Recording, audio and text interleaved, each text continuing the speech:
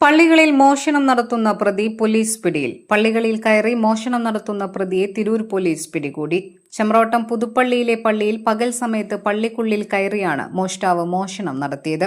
പള്ളിയുടെ മുകളിലത്തെ നിലയിൽ ഉസ്താദിന്റെ മുറിയിൽ കയറിയ പ്രതി ഉസ്താദിന്റെ തൂക്കിയിട്ട ഷർട്ടിൽ നിന്നാണ് അരീക്കോട് പെരുമ്പറമ്പ് സ്വദേശി മുഹമ്മദ് ഫൈറൂസ് പണം മോഷ്ടിച്ചത്.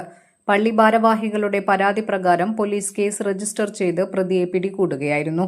പ്രതിയെപ്പറ്റി കൂടുതൽ അന്വേഷിച്ചതിൽ ഇയാൾക്ക് കണ്ണൂർ, അരീക്കോട്, മലപ്പുറം എന്നിവിടങ്ങളിൽ കളവു കേസുകളുള്ളതായി അറിവായിട്ടുണ്ട്.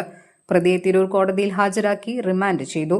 തിരൂർ പോലീസ് സ്റ്റേഷൻ ഇൻസ്പെക്ടറുടെ നിർദ്ദേശപ്രകാരം സബ് ഇൻസ്പെക്ടർമാരായ ജിഷ്ണു, ജിതിൻ, രാജശേഖരൻ, നസീർ തിരൂർക്കാട് എന്നിവരും പോലീസ് ഉദ്യോഗസ്ഥരായ ബിജോ വർഗീസ്, ജിനീഷ് എന്നിവരും സംഘത്തിൽ ഉണ്ടായിരുന്നു. News desk 3 Max Live.